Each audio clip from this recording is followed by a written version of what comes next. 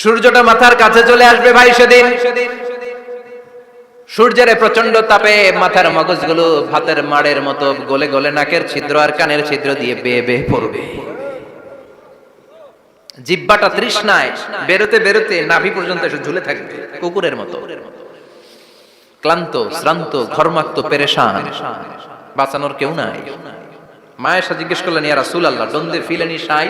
Nobody belong any garment in their body, no dress in their body. তাদের দেহে কোনো dress নাই, পোশাক নাই। নবী রে, এতগুলো মানুষ উলঙ্গ, লজ্জা লাগবে না?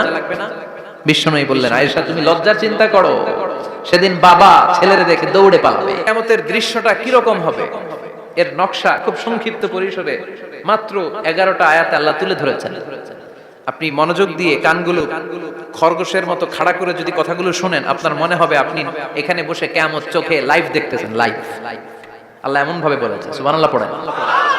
তা আসুন আমরা সরাসরি কিয়ামতকে দেখে আসি, আসলে কিয়ামতটা কেমন বর্ণনা করছেন কে? আল্লাহ। সূরার নাম হচ্ছে সূরাতুল কারিয়া। কি নাম?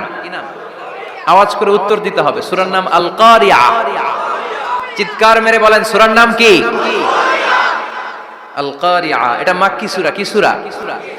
বিশ্বনবীর জীবনের দুইটা পর্ব, একটা মাক্কি পর্ব আর একটা মাদানী পর্ব। এটা মাদানী পর্বে নাজিল হয়নি, এটা নাজিল হয়েছে মাক্কি পর্বে। এই সূরার আয়াত সংখ্যা 11। এটা কোরআনের 101 নাম্বার সূরা। এটা আল কোরআন আল কারীমের 30তম পারায় অবস্থিত একটা সূরা। আমাদের অনেকেরই মাশাআল্লাহ মুখস্থ আছে, আছে না? ইমাম সাহেব নামাজে প্রায় পড়ে, অনেকেরই মুখস্থ। শুনতে শুনতে কবে যে মুখস্থ হয়েছে আমাদের নিজেরাও জানি না। সুবহানাল্লাহ পড়েন। কোরআনের ভেতরে খালি বরকত, এটার সাথে লাগলেই বরকত, মসজিদে গেলেই বরকত। মনের অজান্তে আমরা এই সূরাকে মুখস্থ করে ফেলেছি। কিন্তু এই সূরার ভেতরে যে আল্লাহ কোরআনের এত কিয়ামতের এত চমৎকার নকশা এঁকেছেন, এত প্রামাণ্য বর্ণনা দিয়েছেন, এটা আমরা অনেকে জানিই না। আসুন আমরা এই সূরার আলোকে দেখার চেষ্টা করি যে কিয়ামতটা কিরকম হবে। আল্লাহ একটা শব্দকে এই সূরা শুরুতে 3 বার উল্লেখ করে আমাদের দৃষ্টি আকর্ষণ করেছেন। আল্লাহ tried to draw our attention by mentioning 3 times a word, and that is al-qari'ah. আল-কারিয়া শব্দটাকে তিনি 3 বার উল্লেখ করে আমাদের দৃষ্টি আকর্ষণ করেছেন। একটা শব্দ 3 বার বললে মানুষের দৃষ্টি আকর্ষিত হয় না? যেহেতু এটা আরব দেশে নাজিল হয়েছে, আবার মক্কায়, মক্কার লোকেরা আরবি বুঝে, তাদেরকে প্রথম বলা হলো আল-কারিয়া। তারা ফিরে তাকালো, কি আল-কারিয়া? আবার বলা হলো মাল-কারিয়া। কি মাল-কারিয়া? আবার বলা হলো ওমা আদরাকা মাল-কারিয়া। আবার তারা ফিরে তাকালো। দৃষ্টি আকর্ষণের জন্য আল্লাহ তাআলা 3 বার এই শব্দটা বলেছেন। এজন্য এই শব্দের একটা সিগনিফিকেন্স, একটা গুরুত্ব, অর্থবহ একটা মানদণ্ড আছে না নাই? আল কারিয়া শব্দের অর্থ হচ্ছে বিকট আওয়াজ। আল কারিয়া মানে কি? কথা বলেন, আরো জোরে বলেন। বিকট আওয়াজ। এই বিকট আওয়াজটা তৈরি করার জন্য আল্লাহ তাআলা একজন ফেরেশতা তৈরি করেছেন, যার নাম হচ্ছে ইসরাফিল। নাম কি? আমাদের মধ্যে অনেকের নাম কিন্তু আমরা ইসরাফিল রাখি, তাই না? ইসরাফিল আছে না নাই? আজরাইল কিন্তু রাখে না কেউ, ডরে। কেন রাখে না? ভয় পায়। কিন্তু ইসরাফিল আছে, আমার পরিচিত অনেকে আছে ইসরাফিল।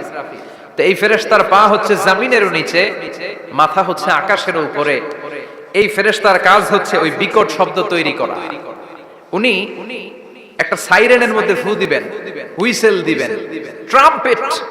ওই ট্রাম্পিটে, ওই সাইরেনে, ওই হুইসেলে ফু দিলেই শুরু হয়ে যাবে আল কারিয়া। মাল ওমা আদরাকা মাল। এই ফেরেশতার দায়িত্বই হচ্ছে ওই বাঁশির মধ্যে ফু দেয়া। হুইসেল, সাইরেন, ট্রাম্পিট, আরবিতে এটাকে বলা হয় আসুর।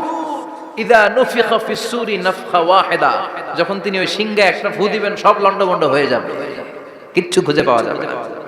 আল্লাহ ওনাকে তৈরি করেছেন শুধু এই হুইসেলের মধ্যে, বাঁশির মধ্যে 3টা ফু দেওয়ার জন্য। কয়টা?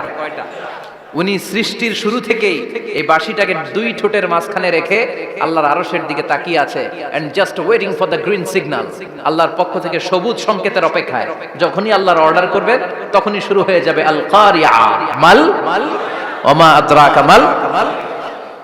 সৃষ্টির শুরু থেকেই ইসরাফিল ফেরেশতা বিশাল সিংহাটাকে 2 ঠোঁটের মাঝখানে করে আরশের দিকে তাকিয়ে আছে, কখন আল্লাহ অর্ডার দিবে। অর্ডার দিতে দেরি, ফুৎকার দিতে দেরি নাই, ঠিক কিনা? বিকট আওয়াজ। গগন বিদারী শব্দ, প্রচন্ড একটা সাউন্ড, জাইগান্টিক সাউন্ড, যে আওয়াজ, যে শব্দ কেউ শুনে নাই। শুনছেন? পৃথিবীতে আপনারা কে সবচেয়ে বেশি আওয়াজের কিছু শুনেছেন? সবচেয়ে বেশি আওয়াজ আপনার জীবনে ঘটেছে কোন জায়গায়? কি দেখেছেন যে অনেক আওয়াজ হয় সেখানে? বলেন তো। হ্যাঁ, বজ্রপাত। বজ্রপাতের আওয়াজ আপনি শুনেছেন, বিকট আওয়াজ, তাই না? বজ্রপাতকে আঞ্চলিক ভাষায় আপনারা কি বলেন? হ্যাঁ, ঠেড়া। ঠেড়া অনেক জায়গাতেই বলে ঠেড়া। নোয়াখালীতে বলে ঠেড়া হচ্ছে, হেতের উপরে ঠেড়া হচ্ছে, আছে না নাই? তো এই যে ঠেড়া, বজ্রপাত, ইংরেজিতে বলে থান্ডার, আসলে এটার আওয়াজ বড় ভয়ঙ্কর, প্রচন্ড আওয়াজ। কিয়ামতের দিন যে হবে আল কারিয়া, এই আল কারিয়ার আওয়াজ কি এই আওয়াজগুলোর মতো? চিল্লায় বলেন, এই আওয়াজের মতো। এজন্য আল্লাহ বললেন আল কারিআতু মাল কারিআতু ওয়া মা আদরাকা মাল কারিয়া। সে আওয়াজটা ভয়ঙ্কর আওয়াজ। এটা বজ্রপাতের মতো না, এটা ট্রাকের টায়ার পাংচার হলে যে আওয়াজ হয় ওই আওয়াজের মতো না, গ্যাসের সিলিন্ডার ব্রাস্ট হয়ে গেলে যে আওয়াজ হয় ওই আওয়াজের মতো না, প্রাইমারি স্কুলে দপ্তরে যখন ছুটির ঘন্টা বাজায় ওই আওয়াজের মতো না।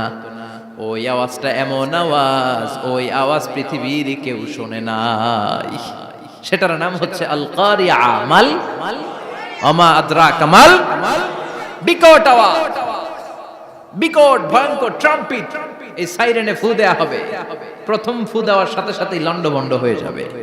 এই ইসরাফিলকে তৈরি করা হয়েছে শুধুমাত্র কেবলমাত্র 3টা ফু দেওয়ার জন্য। চিল্লায় বলতে হবে কয়টা? এই ফেরেশতার আর কোনো কাজ নাই। তার আর কোনো কাজ আছে?